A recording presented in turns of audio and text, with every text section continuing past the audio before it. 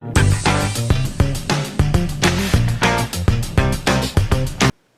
so John Colo with DiscountJuicers.com. Today we have another exciting episode for you, and in this episode I thought I'd take the opportunity to show you guys how to properly use the Omega NC800. I haven't made a video to date on this machine, on how to use it specifically. I do have a video on how to use the Omega 8004, 8006 model, which I'll post a link down below if I remember, which is basically the predecessor to this, so the operation is pretty much the same. Although I will share some updates with you in this episode. So whether you guys own one of these currently, or a juicer that's a horizontal auger pretty much similar to this, or whether you're considering this machine, this is a video you're going to want to watch to, make sure you get the best out of your juicer, including all my little hints and tips, tricks that can basically ensure the long life of your machine, but more importantly, ensure that you're going to get the most juice and have the easiest time doing it, alright? So with that, let's get started. I think the first thing I want to do is go ahead and show assembly and disassembly. The juicer is set up right here to juice. There are other parts included that I'm not going to get into today, including the homogenizing blank and some of the different attachments to make, baby food, nut butter, sorbets. We're just going to stick with the juicing today, okay? So you're going to get 2 collection cups. This is for the pulp. Generally, this is for the juice. The one with the juice has a little handle for a pour spout, although you can put them separately if you're making a lot of juice, because this one holds a bit more. That being said, I just prefer to use glass collection cups instead. This is the main juicing parts, and we're going to go disassemble it one piece at a time, and I'm going to name the parts. So here we have the outlet adjusting knob. This has a dial from 0 to 5. That signifies how much back pressure we put on the produce juicing, which I'll talk about in a minute. Then you just have your outlet knob here, or just the whole drum cap is the technical term they call it.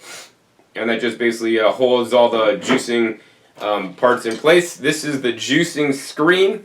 This is a nice heavy-duty screen, 2 stages. Upon the initial crush, as you put produce in, the produce is squeezed, so something really watery like an orange. The juice would come out this first stage, these holes right here, come out the bottom, and then if it doesn't come out there, then the produce works its way down this this cone here where basically it's crushed and squeezed, and only the juice is pressed out of these holes here. In addition, there's a silicone kind of gasketing right here, and this also acts as a form of back pressure to make sure that the pulp is not released too soon, and that the pulp is going to be dry. So you want to make sure that when you're cleaning this, you do take care. You don't use any kind of sharp objects near this to clean it. It may puncture or damage or put tears or rips in this, and if you damage it, that will not be covered under warranty. So I want you guys to pay attention when you're cleaning, because I have had these break after years of use on these. And we'll talk about the screen more in a minute. Next we have the auger here. And this is the GE Ultim auger, 8 times harder plastic than plastic previously used on single auger horizontal machines. It's quite durable. Generally, let's see on mine, other than some kind of mineral deposits, I don't see any kind of wearing or scraping. In general, these machines, especially if you get an Omega, are usually pretty good quality, and you're not going to get auger scrape, although it may happen in some rare occasions. And then, of course, we have the final main body housing. This has the built-in feed chute. The reason why the Omega NC800 is my favorite horizontal auger juicer at this time is because it has the largest feed chute and is actually quite easy to clean. This juicer takes the cake for winning my easiest juicer to clean in the world contest. It takes me 80 seconds to clean, and I'm really fast, and I'll share with you guys some of my tips on cleaning near the end of this video. Next, I want to get into assembly of the machine. So the first part is you're going to take this main drum and you're going to put it on the motor base, which is a nice heavy-duty stout motor base. Now I want to stop for a second and say that I do recommend the Omega NC800 horizontal machine over all other horizontal machines at this time.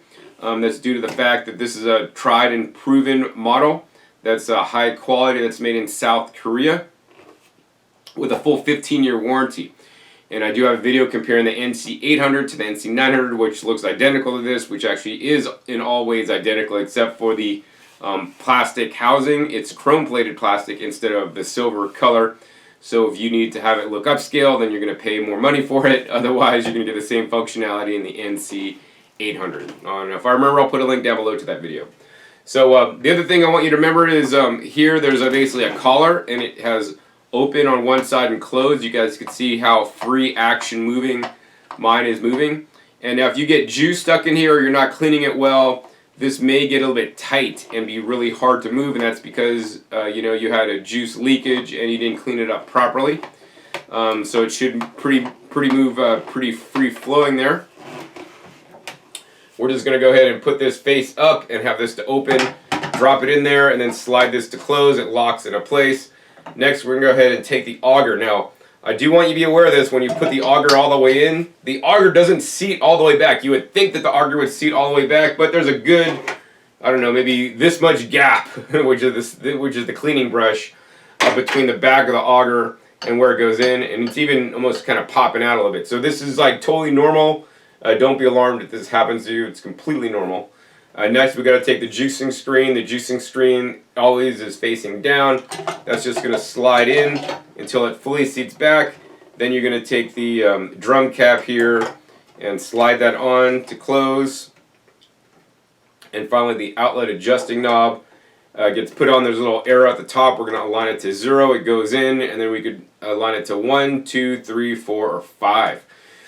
So, you know, basically, if you have it on number 5, it puts the most back pressure on the produce inside the chamber. So, for example, if you take this out, it's basically going to let the pulp free flow as it's getting juiced come right out, so your pulp is going to get more wet.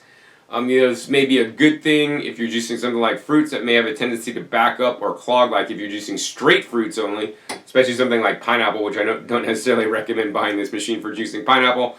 You're going to want to get a vertical juicer that's better able to handle with softer textures, whereas this machine is really not designed to juice soft textured fruits, you know, in high quantity or solely. Now, if you're mixing the fruits with the vegetables, it's not a problem, as you guys will see. So if you are juicing fruits and it is backing up, you may just remove it all the way or put it to 1. But generally, whatever you're juicing, if you're juicing vegetables, you're going to want to crank it up to 5. This keeps the most back pressure in. And you know, if you see things backing up the feed chute like pulp, you have 2 options, right? Well, add something like I'll talk about in a minute that'll help push that stuff through, or loosen your outlet adjusting knob to let the pulp blockage come out. The more you have jammed up inside the main unit that's not coming out, the more pulpy your juice will be. So this is kind of, you're going to play, like, you're going to find out, oh man, when I use this recipe, maybe I have it on number 5 all the time, or maybe if I put it on number 3, it works a little bit better, doesn't back up as much, not causing as much back pressure on the parts, and I like how it works a lot better. But you know, the sacrifice is you're going to lose a little bit of yield. So that's up to you to determine. You know, I like to get the maximum yield, so I always have it cranked down to number 5. And we're going to go ahead and set this up for juicing. Now why don't I go ahead and turn this machine on. I really like this machine because it runs at a low and slow 80 revolutions per minute. Let me go ahead and turn it on for you guys. Nice and slow. Now, this is the other thing I don't want you guys to do. Before you're juicing, don't just turn the machine on and let it run empty, right? That's like running your car, if you're a guy, without oil in it because there's no lubrication. You know, the produce, as you're putting it in, actually kind of acts as the lubrication, which kind of, you know, lubricates in between the gears and the auger and all that stuff. So you don't want to be running this machine empty unless you're just turning it on and then basically grabbing your produce and then going to be shoving it in there, right? But I wanted to let you guys hear what it looks like. Now the other thing, this is a big complaint I get a lot. Now not every machine does this. Sometimes you'll get a machine and you turn it on and you can see this housing is pretty stable. I mean, I see it maybe moving a little bit, but some housings will gyrate a little bit. So you can see I'm physically moving this a little bit, but you kind of see it rocking back and forth. Some machines will do this. It's completely normal, so don't be alarmed if your machine is gyrating a little bit under normal operating instructions. That's because the parts don't all fit tight, because if they fit tight and they didn't have some play in there, you could turn it on and the machine would break. So don't be alarmed on any kind of movement. It's completely normal. Now the next thing I want to discuss is the pusher, right? It's very important, you know, not to like really push on this pusher down, because when you're pushing on the pusher down, you can see number one, the back end of the juicer pops up. Number two, if you're pushing on this really hard, which there is no real need to do that, you're putting excess strain on some of these different parts that may cause premature breakage. So you only want to use the pusher just to kind of push things in lightly, and don't push it past the point that it's in there. Don't like push it extra hard. It's not going to help, and in actually some cases it may play a role in damaging your actual juicer, which I'll be talking more about in a minute. For the most part, actually, I try not to use a pusher. I try to use something like a carrot, you know, for pushing produce in, or using a celery to push produce in instead, right? That being said, the only thing you should be putting into your juicer besides the produce you're juicing is the pusher. Don't be trying to put a knife. Oh man, there's something stuck in there. I'm gonna like put a knife in there, you know, or don't even try to put the cleaning brush in there while the machine's working, right? Only thing you should put in there, two things: food and the pusher itself, right?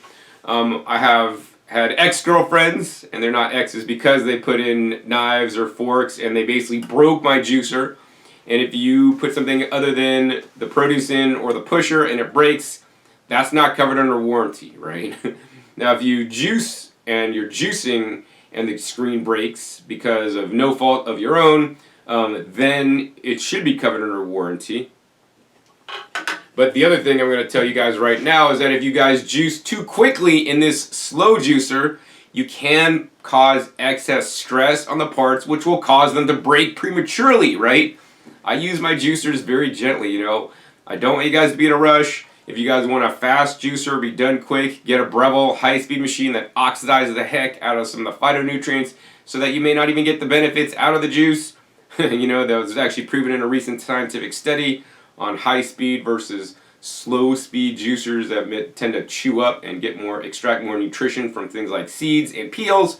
So that's what you guys need to do. But if you guys are buying a slow juicer, take your time. Don't try to cram things as fast as you guys can in there, because when you're pushing it in faster, it's putting more stress on the parts that are having to deal with more produce, back pressure, than not. So I want you guys really to slow down and take your time.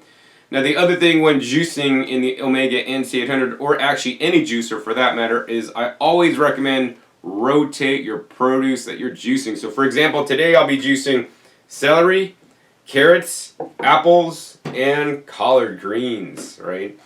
And so when I'm juicing all these items, I'm not just going to take all the collard greens and put them through the juicer. Then okay, I'm done juicing collard greens. Now I'm going to put all the carrots through the machine until all the carrots are gone.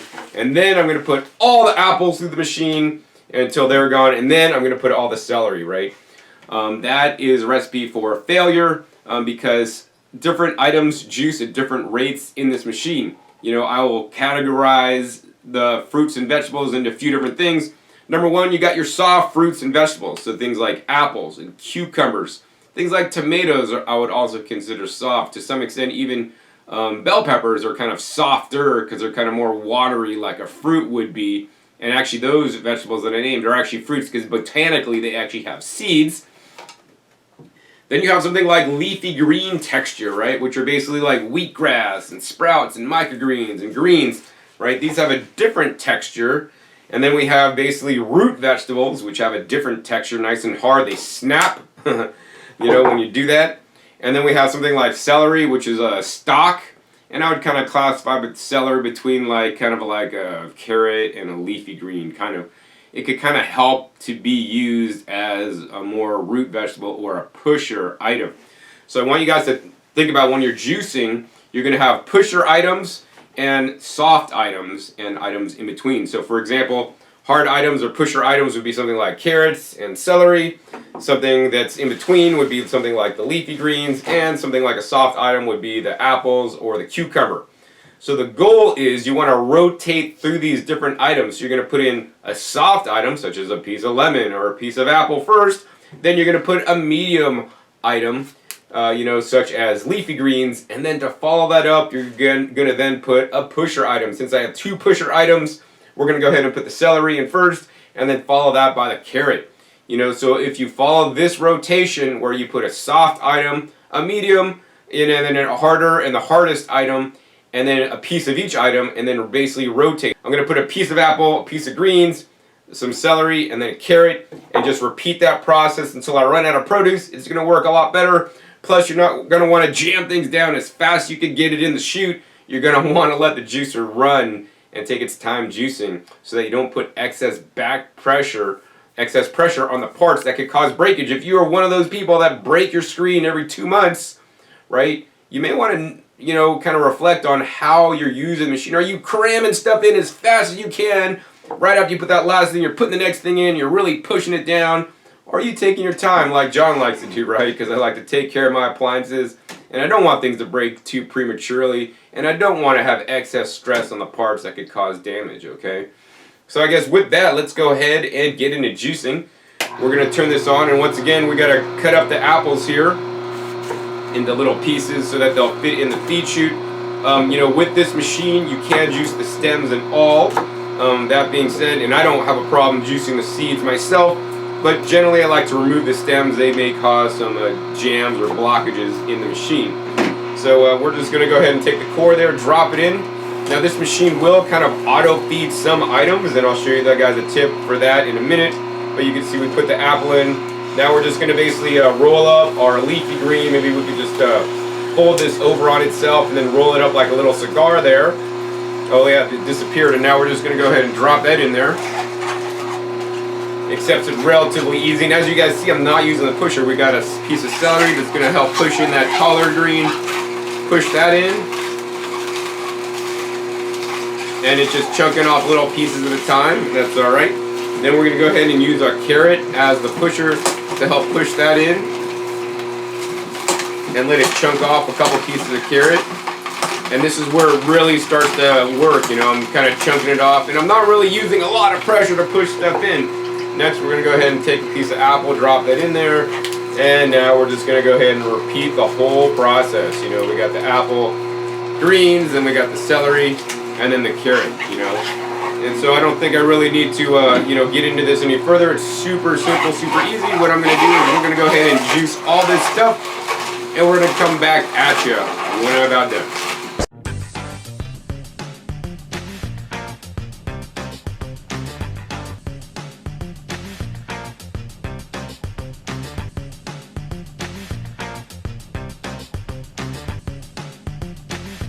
Alright, so as you guys can see, I'm almost out of produce here, so I have pretty much carrots, apples, and a little bit of celery left. So I'm juicing basically the apple, and then I'm pushing in a carrot, and I'm kind of letting it chew off a couple, you know, bites of carrot, and then letting it go in, and then we're going to go ahead and put some of that celery in there at the same time, and some more carrot. So, you know, you always want to try to end up with a little bit of more of the hard items you're juicing, in this case the celery, so I kind of ended up on purpose with more celery than not. I mean, more carrots than not, sorry.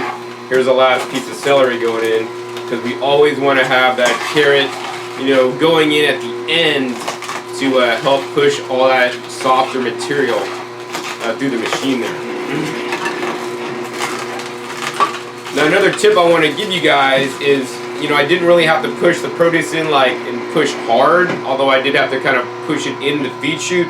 If you guys want to have this machine more auto feed, you can take your carrot, and once again, this step is optional. Normally I don't pre-cut when I'm juicing the Omega horizontal, but if you want to just cut your produce up into little pieces, you know, if you cut it up into little bits, then you can just basically drop things in, and it'll basically auto feed for you if you don't want to push items in. That being said, you know, I like to pre-cut my produce, but I use a vertical juicer because in that case it pretty much always auto feeds. The other thing is, the last thing you juice, sometimes it might get stuck in the auger, like if you have big chunks of carrots, so always try to juice your fat end of the carrot first and have the narrow end go last, so that you don't have pieces like stuck in the auger. And actually, as you guys can see, we got some juice or some carrot just sitting and spinning in the auger. This could normally happen, so then what you could do, you could turn it off. You could try to hit rotate and dislodge that, and then you could try to, you know, once again go forward. So generally you shouldn't have to really use the reverse on the machine. It's only if you get a clog or a jam. That rarely happens for me. if you're juicing in the method that I explained you guys. So those are some of the tips. Now the cool thing about this horizontal auger juicer, and you can't really do this on verticals too effectively, but you can on horizontal augers. You could basically turn the machine on, and you could actually take this pulp, and I like to wad it up into like a little ball, and you could run it back through the machine to help get the pulp drier. Now a few things are going to happen when you do this. It's going to basically push that pulp back through the machine. Some of it's going to get jammed that's not going to go in the machine. The first thing that's going to happen is this: when you rejuice the pulp, the juice you're going to get out the second time is going to be very pulpy.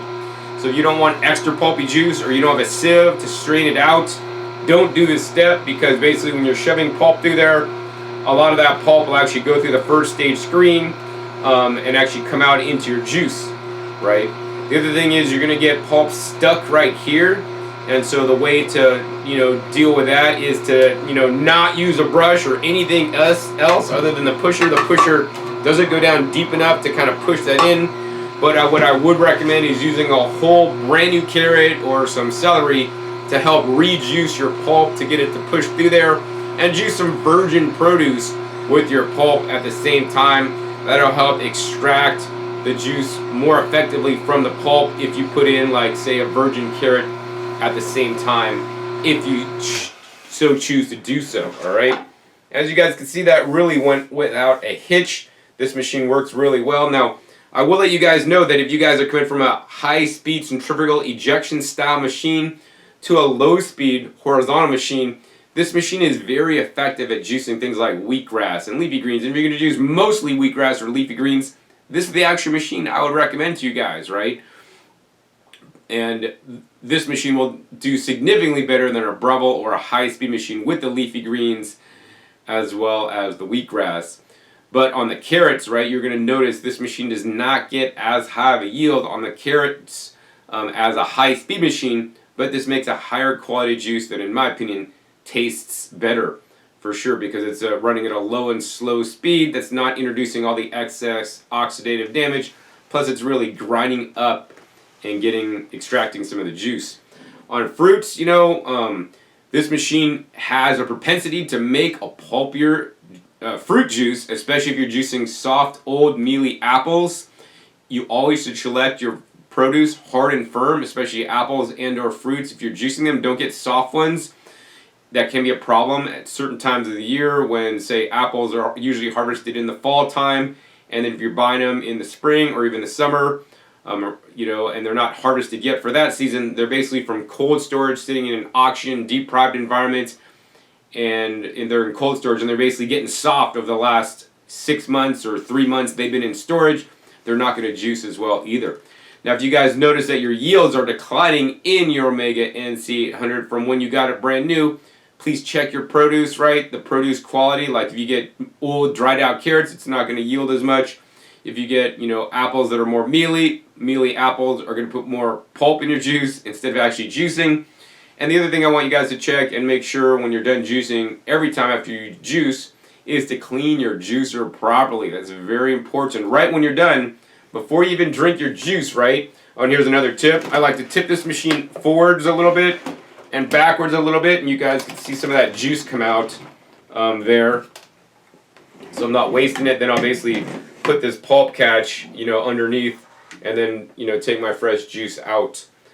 So let's go ahead and start taking this juicer apart. So we got the end cap, and all these pieces pretty much wash underneath the hot running water I put a little dish soap on the cleaning brush. Now this is the cleaning brush you guys get with the machine.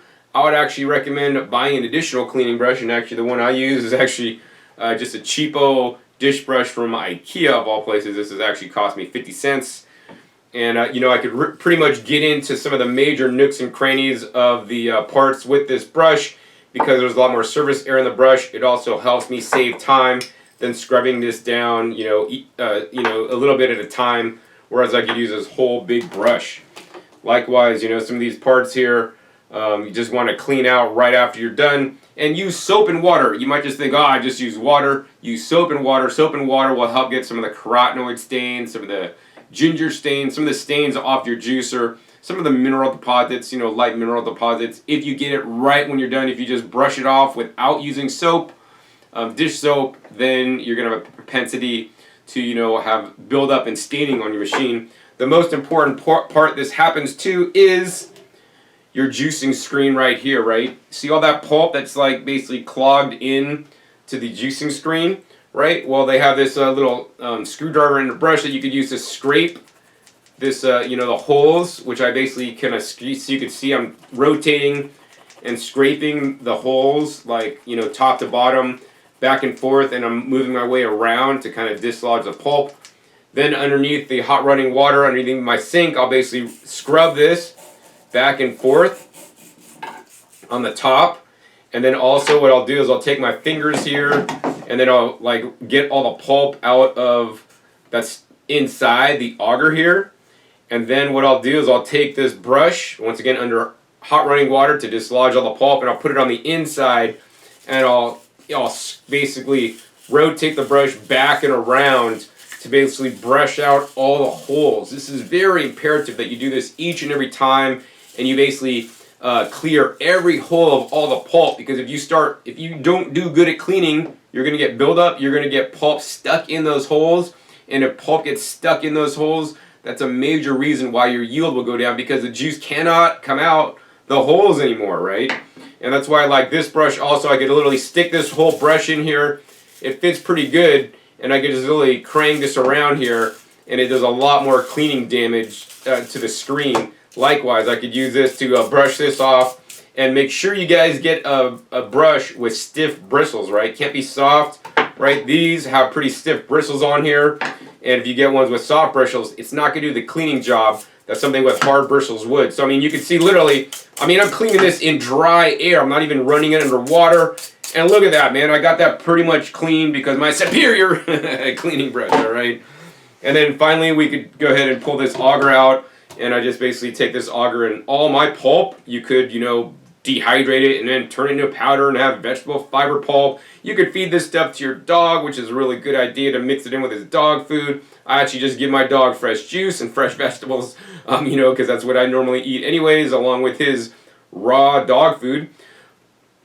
And the other thing is, this will get carotenoid stains, so this might have like some kind of weird funky sheen if you're juicing carrots. Once again, dish soap on the brush and brush this off right immediately after every use. And brush it enough so that you get some of that, you know, that orange. You're going to have basically a glitter like kind of look to the auger. You're going to think it's discolored or it's chipping or flaking. This auger, I've never seen it chip or flake. It's actually just one solid piece. So if it's doing that, you definitely got some issues. So yeah, brush it right off after every use. And once again, this auger piece here, or the main drum, you're going to want to wash this off. I just basically run water through here. I could take this brush and clean it all the way. This brush will fit into this side too, dislodge all the stuff, and basically I brush every surface with my brush with a little bit of soap on there to get it clean. Finally, you're going to want to take a look at your little area here. If this is basically getting wet with pulp every time, that means maybe you're backing up too much, and or you have a bad gasket in your drum right here. Both of those reasons, you know, if you have too much backup pulp in there, the juice has to go somewhere. It might come out the back, which then will clog up this area, get it dirty, in which case then, you know, your open and close locking mechanism will not work properly. Now the final tip I'd like to give you guys is, if you guys have been using your juicer a long time and you don't do what I say and like, you know, juice and then use soap and water each and every time, and, you know, refill the soap on the dish brush as you're cleaning the parts because it dissipates and washes away, blah, blah, blah. And the other thing is, I do not recommend dishwashing any juicer parts. Very important. You know, the harsh detergents in the dishwasher along with the high heat dry cycle. And the other fact of the matter is, you know, the dishwasher, even, I'm just going to put the juicing screen in the dishwasher. Blasting water through this screen does not get it properly clean. You need to really use some kind of mechanical action like a brush to really dislodge all the pulp out of the screen.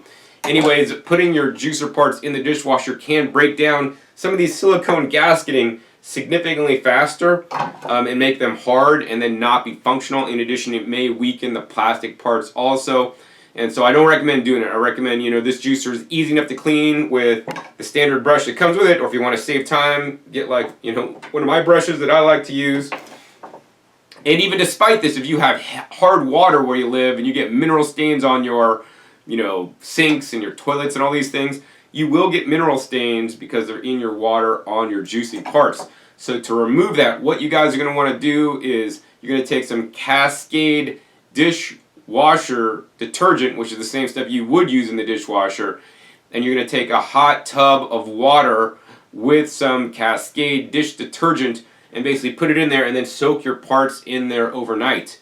When you take them out the next day, then you can scrub them vigorously with soap and water, and that Cascade kind of has some kind of like stuff in there to kind of help break down some of those mineral deposits and whatnot, and kind of maybe dislodge pulp and get your parts a lot cleaner. That being said, if you guys still have pulp like stuck in the holes, because I like to look through the holes up to the light to make sure I can see through here, if you do have holes plugged, the only way I found to do that is take a needle and to basically pop a needle through there to basically pop the holes out. Hopefully you don't get it this bad. If you're paying attention each and every time and cleaning right after you're done juicing, don't like, oh, I gotta go to work, I forgot to clean the juicer. If this stuff dries with the pulp in there, it's gonna harden and be like plaster Paris. So minimally, if you cannot clean it immediately, minimally soak the parts in hot water with dish soap and then clean it at a later point in the day. But never leave these just in open air to dry with the pulp in there. That could cause some major issues for you in the future. I think that's it for the tips that I would like to share with you guys today. I guess the main thing is when juicing, number one, slow down, right? If you're juicing straight celery, you could use straight celery in this machine. It actually worked great. If I remember, I'll put a link down below to the video I made juicing straight celery in this machine. You could use a lot of things straight in this machine as long as it's like maybe the leafy green consistency or harder, not necessarily the fruit consistency because it's too soft, it'll mush and get jammed up. Although some fruits work great, like I think I juiced like tangerines once without any issue. But yeah, you just basically put one thing at a time and make sure you slow down. Most important thing, so you don't cause excess stress on your screen. Also make sure you clean right after you're done using it, and make sure you rotate your produce. I mean, this is the easiest machine to clean. This machine I got my elderly parents actually to juice with because I knew it would be super simple, super easy to disassemble, super easy to put together, and it's kind of hard to mess this guy up, if you know what I'm saying. So if you're a klutz and one of those kind of people, don't put anything, and also don't put anything into the juicer that's not food or the pusher. This is the machine you guys want to get because it's super simple, super easy, and any children should be supervised when juicing with any juicing appliance or using any other kitchen appliance for that matter. I think that's pretty much it for this episode. If you guys have more hints and tips that I didn't cover, hey, I'm still learning too. I learned a lot from you guys. Post those down below in the comments section. I'll be reading some of the comments and maybe I'll incorporate some of your tips in my next upcoming tip video when I should make one, and we could all make this juicing community even more efficient juicing with their machine so that it lasts a long time. Once again, I do recommend the Omega NC800 for its 15-year warranty and superior build quality because it is made in South Korea. Some of the Omega horizontal juicers these days are made in China, and I haven't seen exactly the same quality out of the Chinese factories as out of the Korean factory that has been making the horizontal auger juicers for many years now. If you guys want to purchase the Omega NC800, hey, check the link down below to purchase, and also I would encourage you guys to support me in my work. If you guys have watched my videos, have gained knowledge, if I've helped you select the right juicer, please make your purchase for me. This allows me to continue to make these videos, to continue to share my knowledge so that I could continue to juice and spread the knowledge of juicing so that you guys could juice most effectively and actually choose the right juicer for you, because I have a lot of access to machinery and juicers that normal people don't have access to, plus I get to run tests, plus I just juice every day myself. So, your support allows me to continue my work and makes my life literally possible. So I thank you guys for supporting me, who will support me, and I want to thank you guys who have supported me in the past. Finally, we do have a price match policy. I would encourage you to spend a little bit more with me so that I could keep this all going. But if you feel price is very important to you, we do have a price match policy where we will price match the total delivered price from any other authorized retailer selling the exact same product that has a product in stock. So be sure to use the contact link down below to contact me for a price match should you like to get one. So if you guys enjoyed this tip video, hey, please be sure to give this video a thumbs up. Also be sure to share this video with somebody else that has the Omega NC800 or other horizontal machines so that they can learn the best practices so that they get the best out of their juicer. Also be sure to click that subscribe button right down below and click the little bell so you get notified as my new videos come out. You never know what new juicers I'll be comparing or contrasting, or tips or information I'll be sharing with you guys. I'll try to put out a new video every 5 to 7 days on this YouTube channel. And finally, be sure to check my past episodes. My past episodes are well evolved, over 500 episodes at this time on this YouTube channel dedicated to teaching you guys and comparing all about the different juicers and even vacuum blenders so you guys get the right appliance so you guys can include more fresh fruits and vegetables, which are the best foods on the planet, in your diet and get healthier. So with that, my name is John Kohler with DiscountJuicers.com. Be sure to visit DiscountJuicers.com/YouTube for special promotional offers for our YouTube visitors.